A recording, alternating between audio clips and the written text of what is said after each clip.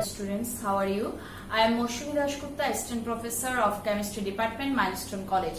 Today I discuss with you about chemical equilibrium and some topics related with chemical equilibrium. So, first of all, what is chemical equilibrium? You know, these chemical equilibrium topics I discussed with you from chapter 4, first paper. Chemical equilibrium. The state of a chemical reaction where the rate of forward reaction is equal to the rate of backward reaction is known as chemical equilibrium. That means when time pass in a reaction, the rate of concentration of reactant decrease and concentration of product will increase. At certain time, after a certain time, a position will come where the reactant, concentration of reactant and concentration of product make a equilibrium state. That state is known as chemical equilibrium state. Just look at the graph. Here I put concentration in y-axis and time in x-axis. For the time being, the rate concentration of reactant decrease and the concentration of product increase. And this is the point where the reaction reached at chemical equilibrium. After reaching the chemical equilibrium, both are equal. That means the rate of forward reaction is equal to the rate of backward reaction. So this state is known as chemical equilibrium. Just look at the graph. Here I have expresses the rate of reaction by ddt of C, and in this time, this side I express the rate of reaction by ddt of X. Why this taken? Because you know on the base of reactant the rate of reaction is negative, because the rate of reaction equal to C2 minus C1 divided by T2 minus T1. So when you take the reactant on the base of reactant, then the result is negative. That's why here I have given minus ddt of C. But on the base of product, the rate of reaction is positive. That's why I put here ddt of X. So this is chemical equilibrium. Now come to the characteristics of chemical equilibrium. What is the characteristics of chemical equilibrium? First one is reversibility. Reversibility means chemical equilibrium is established in only reversible reaction. That means in irreversible reaction, chemical equilibrium will not establish. Number 2, rate. Rate means at chemical equilibrium, the rate of forward reaction is equal to the rate of backward reaction. Number 3, incompleteness of reaction. When chemical equilibrium is established, then the amount of reactant which is converted to product, that amount of product again convert to reactant. So the reaction remain incomplete. Number 4, reaction vessel. Chemical equilibrium will establish in a closed container. In open container, chemical equilibrium can't be established. Why? Because you know reversible reaction can take place in closed container, not in open container. That's why the reaction vessel will be closed. Number 5, effect of factors. Chemical equilibrium will not establish if we change temperature, pressure, concentration. That means it will establish when temperature, pressure and concentration remain unchanged. Effect of catalyst. There is no effect of catalyst on chemical equilibrium. Positive catalyst will establish the equilibrium swiftly and negative catalyst will establish the equilibrium hurriedly than positive catalyst. But there is no effect of catalyst when chemical equilibrium is established. Initial concentration of reactant. There is no effect of initial concentration of reactant on chemical equilibrium. So these 7 are the characteristics of chemical equilibrium. I repeat again, first one is reversibility, second one is rate, third one is incompleteness of reaction, fourth one is reaction vessel, fifth one is effect of factors, sixth one is effect of catalyst, and seventh one is initial concentration of reactant. Now, chemical equilibrium is dynamic. What's that mean? That means chemical equilibrium is dynamic means in chemical equilibrium the rate of forward reaction is equal to the rate of backward reaction. That means the amount of reactant that converts to product, that amount of product again converts to reactant.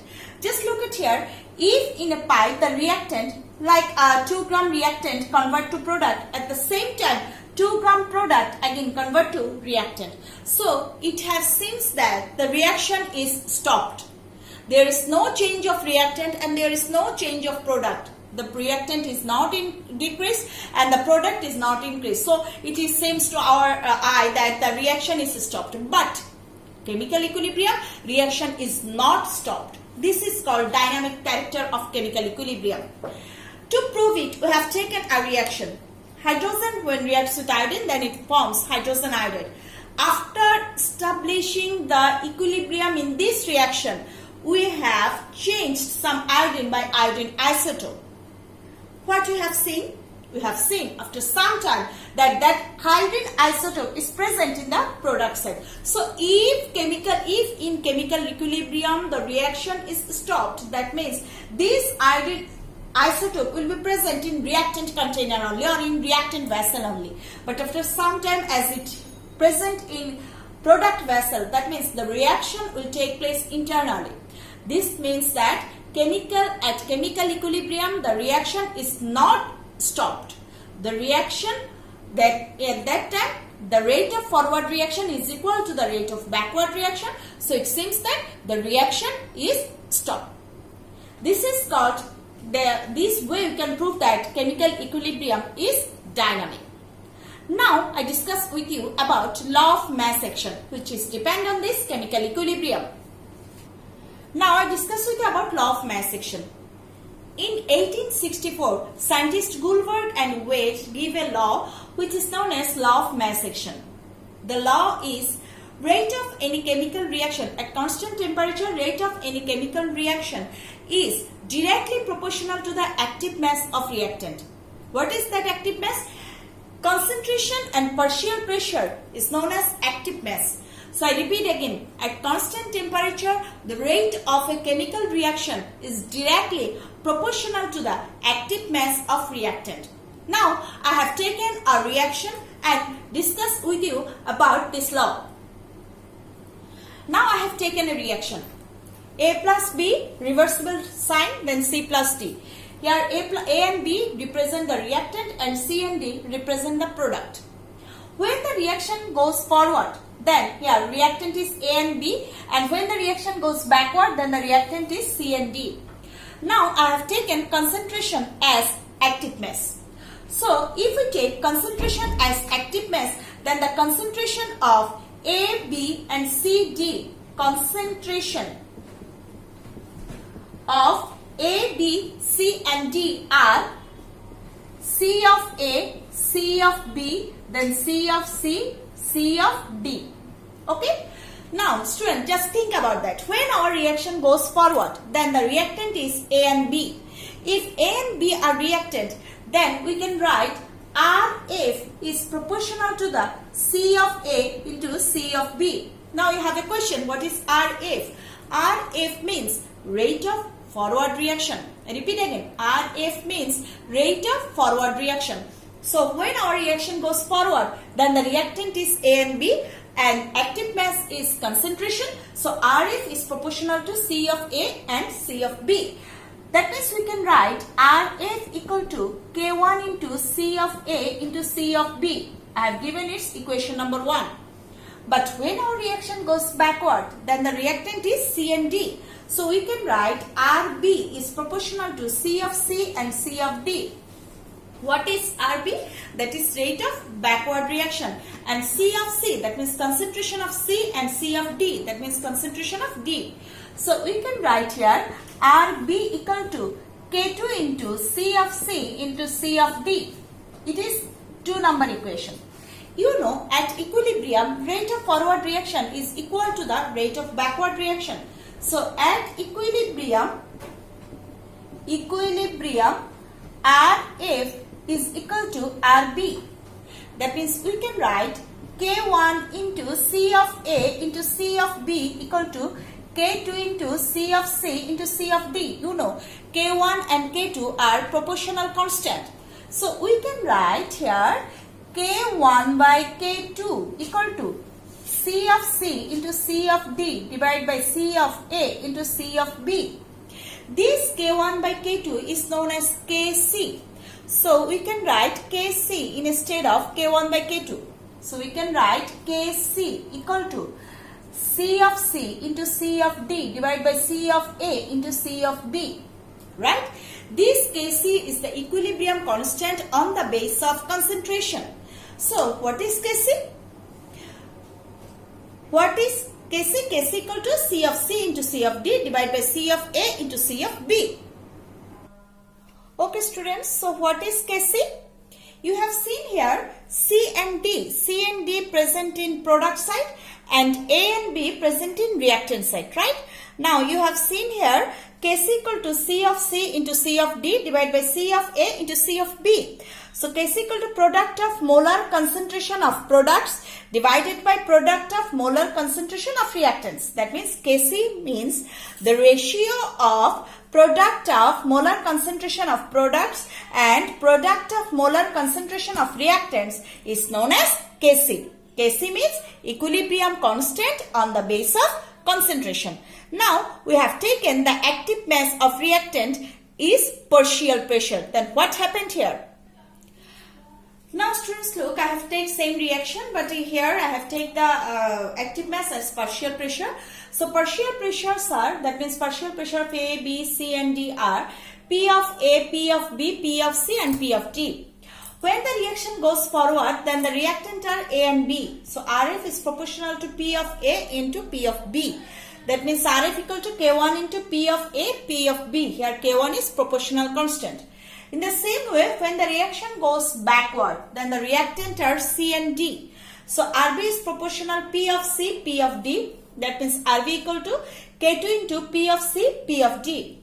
At equilibrium, Rf equal to Rb. That means K1 into P of A into P of B equal to K2 into P of C into P of D. That means K1 by K2 equal to P of C into P of D divided by P of A into P of B. This K1 by K2 is Kp. So Kp equal to P of C into P of D divided by P of A into P of B. So you can write product of partial pressure of products divided by product of partial pressure of reactants. That means Kp means the ratio of product of partial pressure of products and product of partial pressure of reactants is known as Kp. Kp means equilibrium constant on the base of partial pressure. Okay, I think you are clear about Kp and Kc. Now, what is the relation between this Kp and Kc? Before discussing the relation between Kp and Kc, I should clear you something that suppose this is a reaction. Here 2A plus B is reactant, 3C plus D is product. Here you have seen some mole number. Here the mole number of A is 2 and mole number of C is 3. So the Kc for the reactions is, Kc is the equilibrium constant on the base of concentration. First of all, we write the concentration of product. So you can write C of C. And the mole number will be power. That means C of C whole cube into C of D divided by C of A. Mole number will be power. So it's whole square into C of B. That means when mole number is present with reactant or product, then to write Kc, the mole number will be power. If we take Kp for the reaction, then we can write here Kp equal to P of C whole cube into P of D divided by P of A whole square into P of B. So this will be the equation of Kp and Kc when mole number of reactant and product are present. Now I discuss with you about the relation of Kp and Kc. To derive the relation between Kp and Kc, I have taken a reaction. Here, small letter, that means this Lm, AB represent mole number, capital letter, capital Lm represent reactant and AB represent product. For this reaction, we can write Kc equal to C of A whole to the power A is small number, will be power. C of B whole to the power B, C of L whole to the power L and C of M whole to the power M. This is our equation number 1. And we can also write Kp equal to P of A whole to the power A, P of B whole to the power B, P of L whole to the power L and P of M whole to the power M. This is our equation number 2. From the natural gas equation, you know, from the ideal gas equation, you know PV equal to nRT. So you can write P equal to N by VRT. That means P equal to CRT. C means concentration. Now I put the value P equal to CRT in this equation and we got that Kp equal to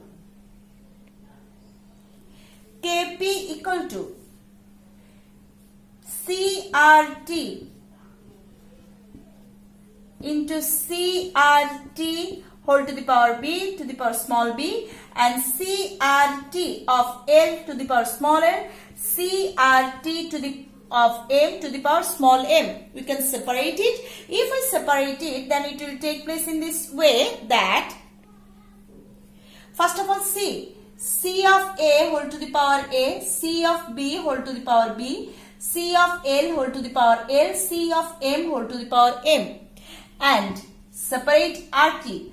RT whole to the power A, RT whole to the power B, RT whole to the power L, RT whole to the power M.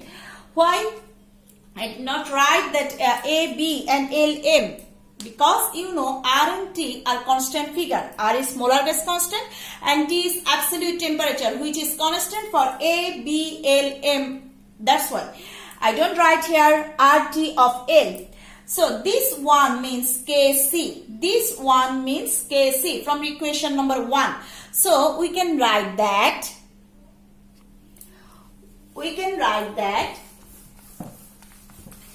Kp equal to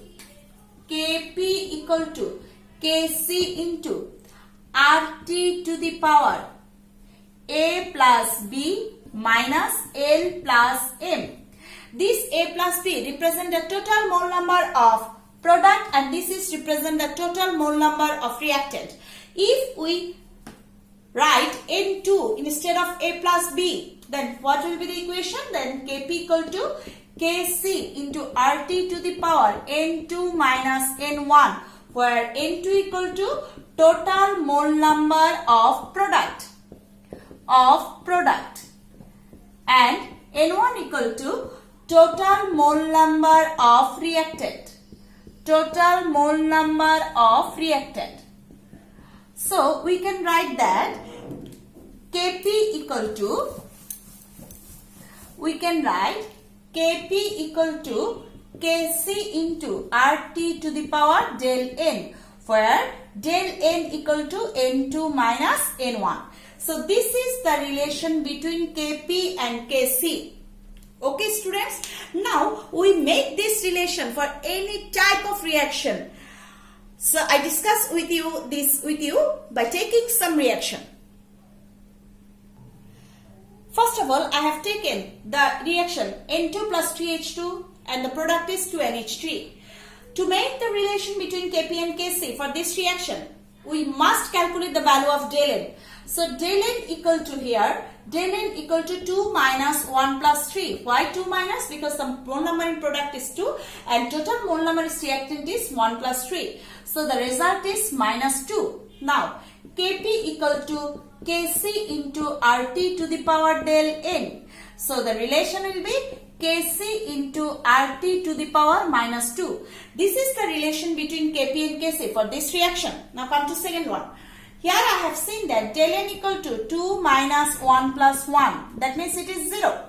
So Kp equal to Kc into RT to the power del N. That means Kc into RT to the power 0. So it will be Kc. That means for this reaction Kp equal to Kc. Clear? So this is the relation between Kp and Kc for different reaction.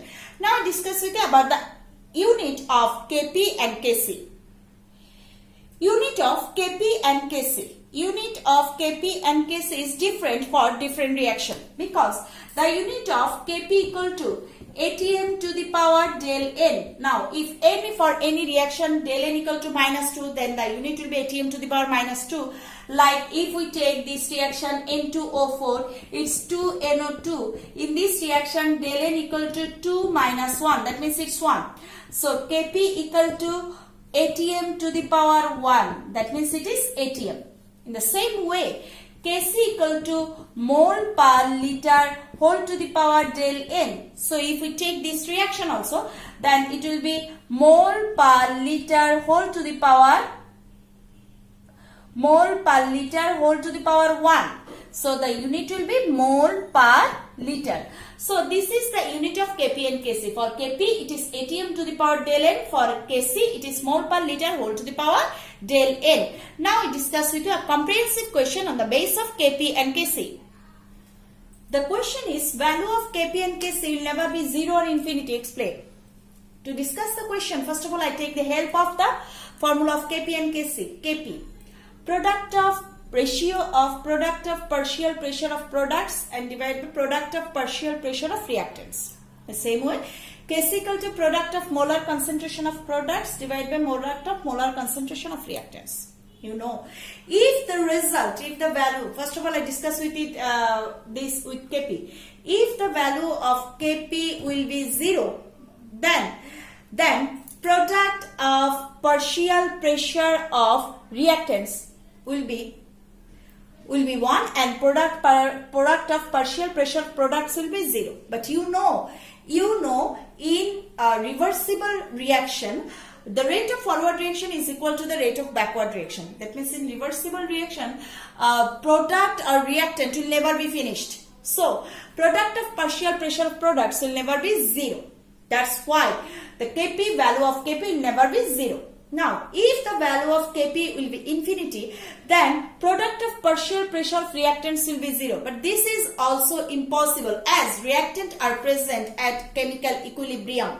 So this product will not be 0. Come to Kc. If the value of Kc will be 0, then product of molar concentration of products will be 0. But products will never be finished in a chemical equilibrium stage.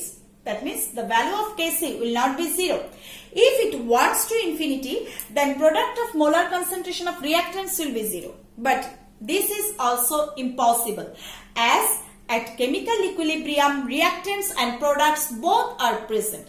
That's why the value of Kp and Kc will never be 0 or infinity. That's all from my side today. I will discuss with several topics in my next class.